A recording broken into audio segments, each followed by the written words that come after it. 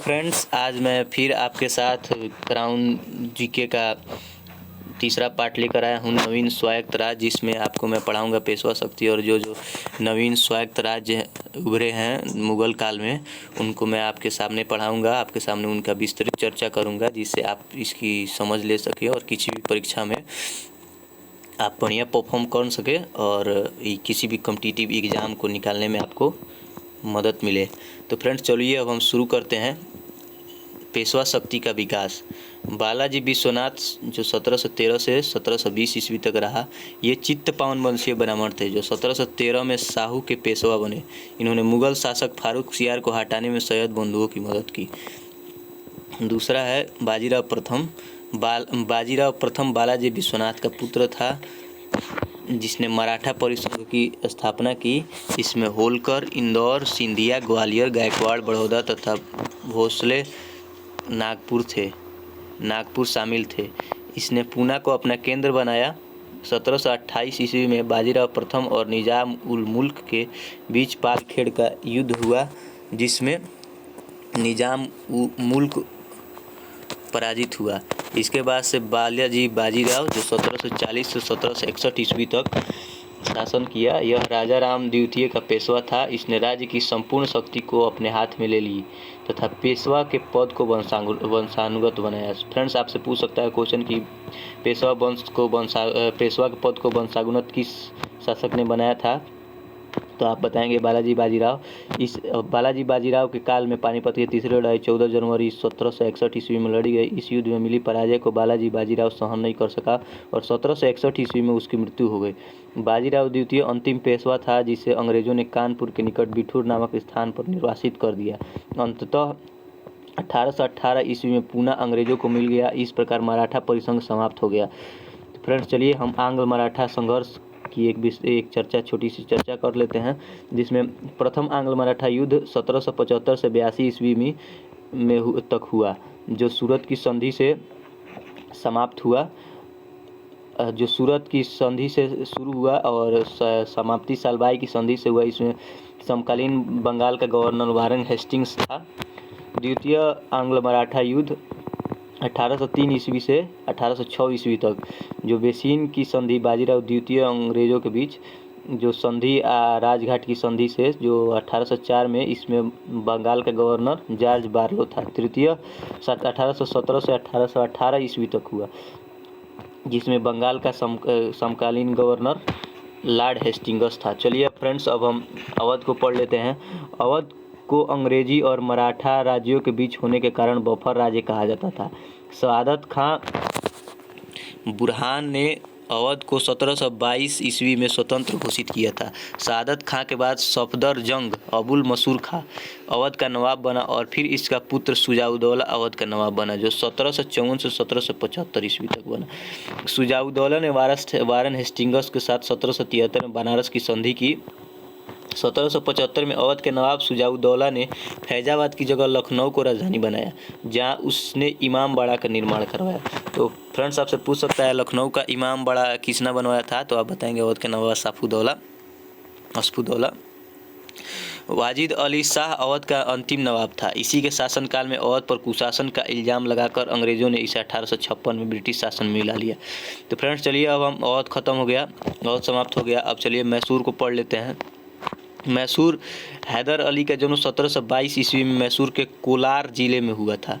1755 ईस्वी में डिंडीगुल के किले का फौजदार बना था। 1761 में वह मैसूर का शासक बना। हैदर अली ने प्रथम आंग्ल मैसूर युद्ध में अंग्रेजों को हराया। द्वितीय आंग्ल मैसूर युद्ध में जनरल आयरकुट ने पोर्टो नोवा के युद्ध 1782 ईस्वी में हैदर को परास्त किया और अंततः हैदर की मृत्यु हो गई। इसके बाद से हैदर के मृत्यु के बाद उसका बेटा टीपू सुल्तान शासक बना, जो एक पढ़ा लिखा योग्य शासक था। उसे अरबी, फारसी, उर्दू एवं कन्नड़ भाषाओं का ज्ञान था। उसने नई मुद्रा, नई माप तौल की इकाई और नई संवत का प्रचलन करवाया। टीपू ने श्रृंगेरी के जगत गुरु शंकराचार्य के सम्मान में मंदिर का पुनर्निर्माण कराया। इसने श्रृंगेरी मंदिर में देवी शारदा की मूर्ति के निर्माण के लिए धन दिया। टीपू ने फ्रांसीसी क्रांति से प्रभावित होकर श्रीरंगपट्टनम में जैकोबियन क्लब की स्थापना की। उसका सदस्य बना और स्वयं को नागरिक टीपू कहने लगा। टीपू ने अपनी राजधानी श्रीरंगपट्टनम में फ्रांस और मैसूर के मैत्री का प्रतीक स्वतंत्रता का वृक्ष लगाया। उसने 1796 ईस्वी में एक नौसेना बोर्ड का गठन किया। टीपू ने द्वितीय आंग्ल मैसूर युद्ध में कमान संभाली थी। तृतीय आंग्ल मैसूर युद्ध में कैप्टन मिडोज ने टीपू को पराजित किया और श्रीरंगपट्टनम की संधि की। इस संधि में यह शामिल था कि टीपू अंग्रेजों को 3 करोड़ रुपया देगा। जब तक यह रकम नहीं दी जाएगी टीपू के 2 पुत्र अंग्रेजों के कब्जे में रहेंगे। चतुर्थ आंग्ल मैसूर युद्ध में टीपू मारा गया, जो 1799 में कहा जाता है हुआ था। अंग्रेजों ने वाडियार वंश के एक बालक कृष्णराज को मैसूर की गद्दी पर बैठा दिया। मैसूर जीतने की खुशी में आयरलैंड के लॉर्ड समाज ने वेलेजली को मार्क्विस की उपाधि प्रदान की। तो फ्रेंड्स चलिए हम आंग्ल मैसूर युद्ध का एक समरी देख लेते हैं। प्रथम आंग्ल मैसूर युद्ध 1767 से 1769 तक हुआ था, जिसमें हैदर अली मैसूर का शासक और गवर्नर था लॉर्ड वेलेस्ली। जो यह युद्ध मद्रास की संधि के साथ समाप्त हुआ, जिसमें अंग्रेज पराजित हुए थे। द्वितीय युद्ध 1780 से 1784 तक हुआ था, जिसमें 1700 बीच में ही हैदर अली 1782 में मारा गया और इसी युद्ध में टीपू सुल्तान कमान संभाला था और इसमें गवर्नर जनरल था वारेन हेस्टिंग्स। यह युद्ध मंगलौर की संधि के साथ समाप्त हुआ। परिणाम यह हुआ कि इसमें हैदर अली मारा गया। तृतीय आंग्ल मैसूर युद्ध 1790 से 1792 तक हुआ, जिसमें मैसूर का शासक टीपू सुल्तान था और गवर्नर जनरल लॉर्ड कॉर्नवालिस था। यह युद्ध श्रीरंगपट्टनम की संधि के साथ समाप्त हुआ, जिसमें टीपू पराजित हुआ। चतुर्थ आंग्ल मैसूर युद्ध 1799 ईस्वी में हुआ, जिसमें मैसूर का शासक टीपू सुल्तान और बंगाल का गवर्नर जनरल लॉर्ड वेलेस्ली था। यह युद्ध सहायक संधि के द्वारा समाप्त हुआ और इसमें टीपू की मृत्यु हो गई। अब चलिए फ्रेंड्स हम पंजाब को पढ़ लेते हैं। गुरु गोविंद सिंह की मृत्यु के बाद उसके शिष्य बंदा बहादुर ने सिखों का नेतृत्व संभाला। बंदा बहादुर ने सिखों का पहला राजनीतिक नेता हुआ, जिसने प्रथम सिख राज्य की स्थापना की। 1716 ईस्वी में फारूक सियार द्वारा बंदा बहादुर की हत्या कर दी गई। कपूर सिंह के नेतृत्व में 1748 में दल खालसा की स्थापना हुई। कपूर सिंह की मृत्यु के बाद जस्सा सिंह अहलूवालिया ने दल खालसा को 12 स्वतंत्र मिसलों में विभाजित कर दिया, जिसमें भंगी मिसल सबसे शक्तिशाली था। सुकरचाकिया मिसल को आधुनिक पंजाब के निर्माण का श्रेय दिया जाता है। महाराजा रणजीत सिंह जो सुकरचाकिया मिसल के थे, इनका जन्म ये महाराजा रणजीत सिंह 1792 से 1839 तक पंजाब पर शासन किए थे। इनका जन्म 13 नवंबर 1780 को हुआ। इनके पिता माह सिंह थे। रंजीत सिंह सुकरचाकिया मिसल के थे। रंजीत सिंह ने भंगी मिसल से लाहौर और अमृतसर छीनकर लाहौर को अपनी राजधानी बनाया। अफगान के शासक शाह शुजा ने रंजीत सिंह को कोहिनूर हीरा दिया। फौज आइना रंजीत सिंह की स्थानीय सेना थी। इन्होंने लाहौर में तोप निर्माण का एक कारखाना भी खोला। रंजीत सिंह की सरकार खालसा कहलाती थी। इन्होंने नानकशाही सिक्के चलवाए।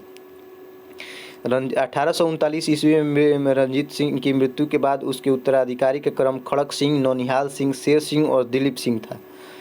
फ्रेंड्स क्वेश्चन ही बहुत पूछता है कि इनके उत्तराधिकारियों का क्रम सही से करें, तो आप इसको प्लीज़ ध्यान से देख लीजिएगा। अब चलिए हम आंग्ल सिख युद्ध का एक समरी देख लेते हैं, जिसमें पहला युद्ध 1845 से 46 के बीच हुआ, जिसमें दिलीप सिंह वजीर था और लाल सिंह सेनापति,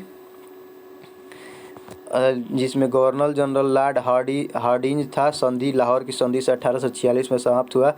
विशेष अंग्रेजों ने दिलीप सिंह महाराजा की पदवी दी। द्वितीय आंग्ल सिख युद्ध 1848 से 49 तक, इसमें सिख शासक दिलीप सिंह था और गवर्नर जनरल लॉर्ड डलहौजी था, जो अमृतसर की संधि के साथ समाप्त हुआ। दिलीप सिंह से कोहिनूर हीरा लेकर ब्रिटिश राज मुकुट में लगा दिया गया। उसके बाद से फ्रेंड्स अंग्रेज़ों और पंजाबियों के मतलब सिखों के बीच का युद्ध देख लीजिए। रामनगर का युद्ध 1848 में, चिलियावाला का युद्ध 1849 में और गुजरात का युद्ध भी 1849 में। अब चलिए फ्रेंड्स हम बंगाल को पढ़ लेते हैं। स्वतंत्र बंगाल की स्थापना 1717 ईस्वी में मुर्शीद कुली खान ने की थी। 1740 में अलीवर्दी खान का नवाब बना और उसकी मृत्यु के बाद सिराजुद्दौला बंगाल का नवाब बना। सिराजुद्दौला 10 अप्रैल 1756 को बंगाल का नवाब बना।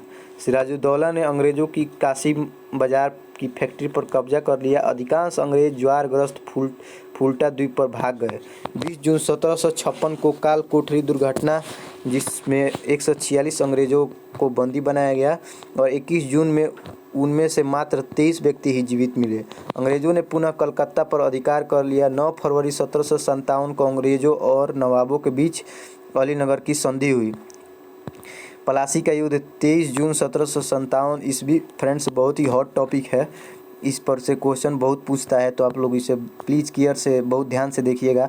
प्लासी बंगाल के नदिया जिले में भागीरथी नदी के बाएं किनारे पर अवस्थित है।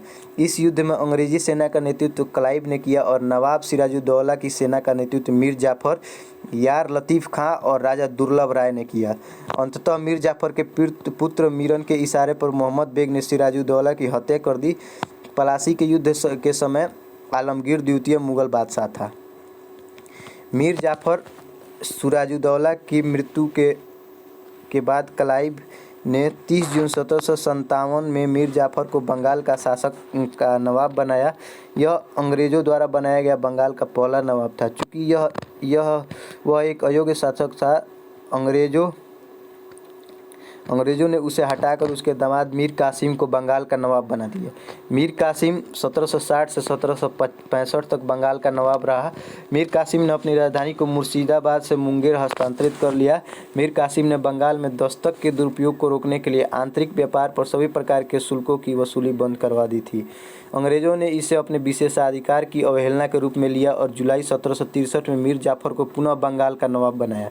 मीर कासिम ने बंगाल छोड़कर अवध के नवाब शुजाउद्दौला के यहाँ शरण ली। अब फ्रेंड्स, चलिए हम बक्सर का युद्ध पढ़ लेते हैं। बक्सर का युद्ध 22 अक्टूबर 1764 को हुआ था। बक्सर के युद्ध में अंग्रेजों और मीर कासिम, अवध के नवाब शुजाउद्दौला और मुगल बादशाह शाह आलम द्वितीय की संयुक्त सेनाओं के बीच हुआ। अंग्रेजी सेना का नेतृत्व हेक्टर मुनरो ने किया। इस युद्ध में अंग्रेज विजयी हुए। इस युद्ध के बाद अंग्रेजों की भारत में वास्तविक सत्ता स्थापित हुई। 12 अगस्त 1765 ईस्वी को क्लाइव ने शाह आलम से इलाहाबाद की प्रथम संधि की। बंगाल में द्वैत शासन की शुरुआत 1765 ईस्वी में हुई। लियो कार्टिस को द्वैत शासन का जनक माना जाता है, लेकिन 1772 में वारेन हेस्टिंग्स ने बंगाल में द्वैत शासन का अंत करवा दिया।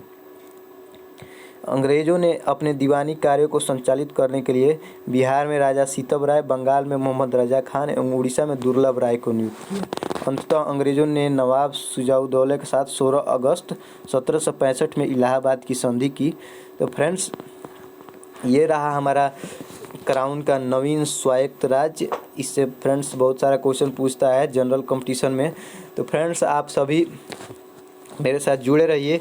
मैं आपको विश्वास दिलाता हूं कि मैं पूरा क्राउन का जो आधुनिक भारत का इतिहास है, इसको 1 बाय 1 टॉपिक के साथ ख़त्म करूंगा। और मेरे चैनल को ज्वाइन कर लीजिए, सब्सक्राइब कर दीजिए और मेरा टेलीग्राम चैनल को भी ज्वाइन कर लीजिए, जिससे मैं आपको टेलीग्राम पर PDF दूँ, लिंक दूँ, तो आप जल्दी से वीडियो देख सकें और इसका लाभ ले सकें। धन्यवाद फ्रेंड्स। हाँ फ्रेंड्स, और एक बात मैं और बता दूं कि मेरे टेलीग्राम चैनल का नाम है BPSC preparation with Deepak EDU। तो फ्रेंड्स, आप टेलीग्राम चैनल ज्वाइन कर सकते हैं।